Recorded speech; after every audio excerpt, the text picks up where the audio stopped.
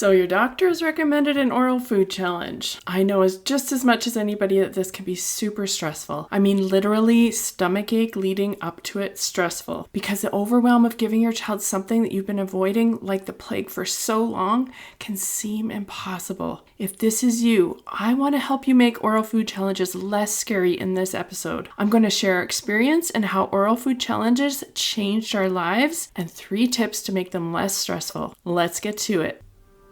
Hey food allergy mama, if you're here, you've likely experienced the scary and lonely food allergy diagnosis with your child. Unfortunately, food allergy parents aren't taught how to navigate the food allergy lifestyle, and it's easy to feel alone and discouraged sometimes. But I'm here to show you that food allergy life doesn't have to feel restrictive, scary, or isolated. I'm Corinna, and I'm a 17-year food allergy mom and food allergy coach at Friendly Pantry Consulting.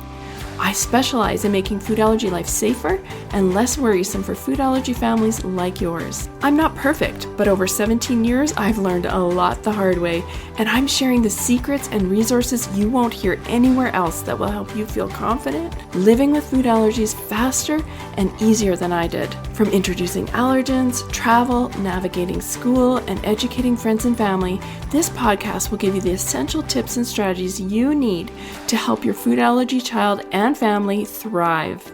Welcome to the show. Oral food challenges are becoming really common. This is because having an actual reaction to a food is considered the gold standard in diagnosing food allergy. This is why oral food challenges can be so important to determining that next step in your child's allergy journey. First, if your doctor wants you to do an oral food challenge, I want you to know that you're not alone in feeling nervous. Doing a food allergy challenge at home or in the office can be really hard and scary. After 17 years of living with multiple food allergies for both of my daughters, we have done several food allergy challenges both at home and in the allergist's office. Even though we've failed a few of them, we have had mostly good experiences, and I know hearing those positives helps you, which is why I want to share some of those today. My oldest daughter had severe milk and egg allergies that she outgrew when she was about 4 years old, and the only way to know that she had outgrown her allergies was to do an oral food challenge. So in her case, the oral challenge was a requirement to prove that we made it over that huge hurdle of being allergic to milk and eggs. Those food challenges were done in the doctor's office, and she did fail more than once. They decided that she failed because she broke out in hives a few minutes after eating the food. And in her case, failing the challenge meant that we continued avoiding eggs and milk and went back about 6 months later to do another challenge. Okay, so let's stop here for just 1 second. I want to talk about failing those oral food challenges. Recently, I read a post by Ina, Asian allergy mom, and she did a post that I fully agree with. It has to do with our thoughts around failing a challenge and how it might affect our kids. Many parents feel like they just don't want to accept that food allergy life for their child. So failing a food allergy challenge sometimes seems utterly disappointing and hard. I get it. But as parents, we have to consider more than just our own feelings, because research shows that what you think and feel can transfer to your child. So I want to gently remind you about what they might be thinking in their little minds if we show disappointment after failing an oral food challenge. Could you inadvertently be showing your child that they are a burden or that they failed you, even if they had no ability to change the results? Remember, it is okay to feel sad.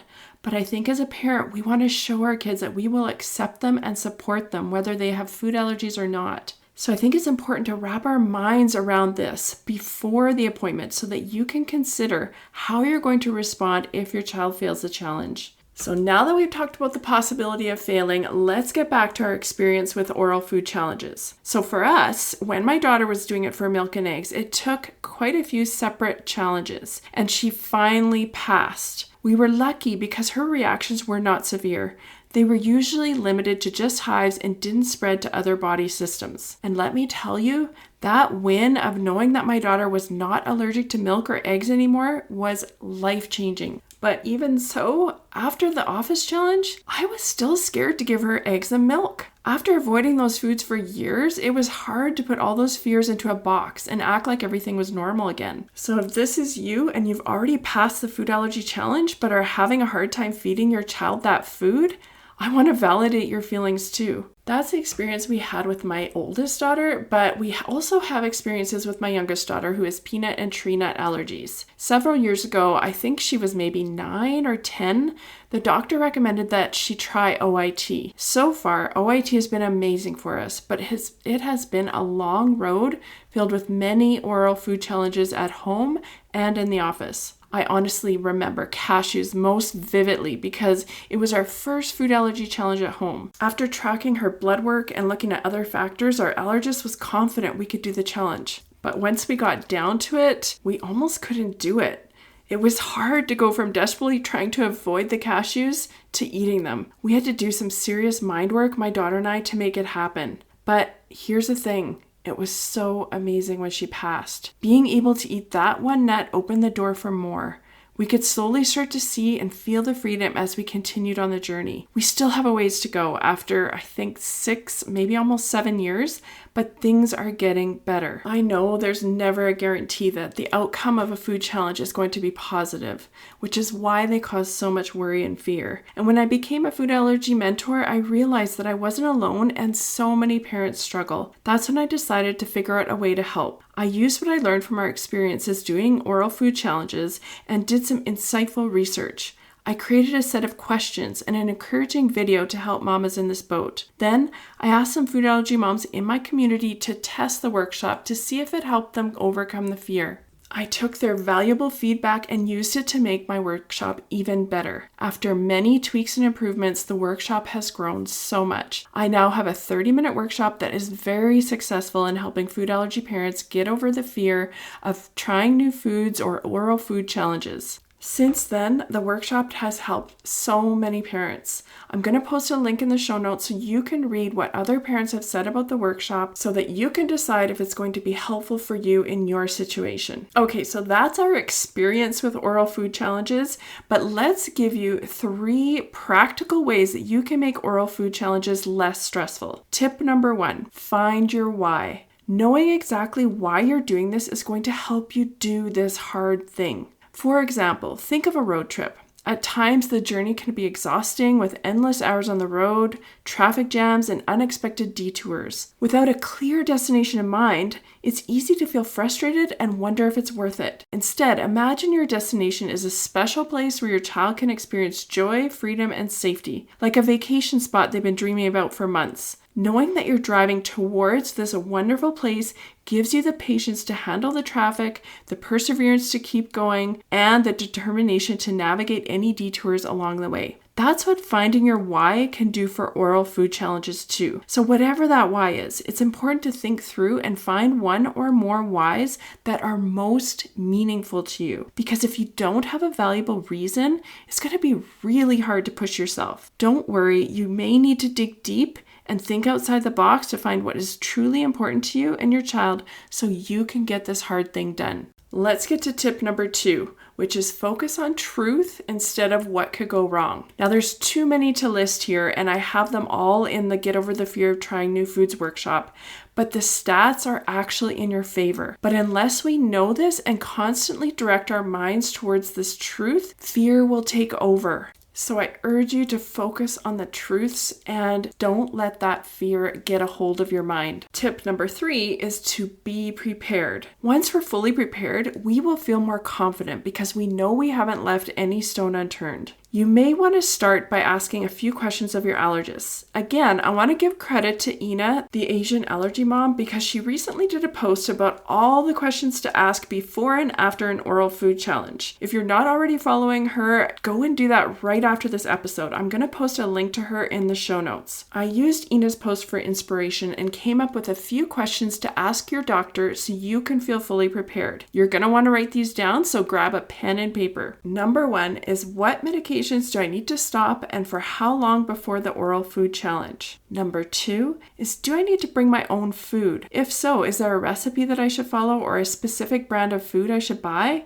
Number 3, can we still do the oral food challenge if my child is sick? What symptoms of sickness would require us to reschedule? What should I do if they are sick on the day of? Number 4, what symptoms should we watch for during and after the challenge, and how will we decide if the challenge should be stopped? Number 5, How many doses of the allergen will be given and how long will there be between doses? Number 6, what can we do if my child refuses food? Can it be mixed with anything? If so, should I bring something to mix it with? Number 7, can we eat other food before, during, or for a time after the last dose? Number 8, what medications should I bring to the oral food challenge? Number 9, should we call 911 or the allergist office if there's a reaction at home? Number 10, if we pass the challenge, how often do we need to feed our child the food and at what dosage? Number 11, if we pass the challenge, is there a recipe or brand of allergen I should give my child? And number 12, if we fail the challenge this time, what are the next steps? Okay, did you get all of those? Feel free to go back and replay the episode if you need to. I hope these 3 tips help you feel less stressed about oral food challenges. But what if you're just plain nervous about doing it? What if the thought of it makes you nauseous and you're not sure if you can bring yourself to do it? Or maybe you've just been avoiding it. If this is you, you are not alone. It's okay if you need a bit more help to get over that fear. Check out Get Over the Fear of Trying New Foods workshop. In it, you're going to get encouragement with myth-busting research and information that will put your mind at ease so that you can do that oral food challenge. The workshop has massively helpful mental grounding techniques and a full checklist of things to do before, during, and after the challenge. The cool thing is that you can do it whenever it works for you. So if you need the workshop now and you want to revisit every time you want to do another oral food challenge, you can. I've had so many parents give me feedback about how it's helped them. You can see what those other parents are saying about the workshop and enroll by going to the link in the show notes. Did you find these 3 tips helpful? If so, please share the episode with another food allergy mama who might be interested. Thanks for listening and bye for now. Before you go, Mama, if you love this episode and want deeper support, head over to friendlypantry.com to see how we can partner together to keep your food allergy child safer and worry less. There's no need for wasting time searching all over Instagram, TikTok, and the web to get the practical knowledge you need for your family. While you're there, grab your free Food Allergy Kids Empowerment Guide or the newly diagnosed checklist today. Topics are not medical advice and are the opinions, views, and property of Friendly Pantry Consulting Incorporated. All rights reserved. Always contact your board-certified allergist, immunologist for health advice.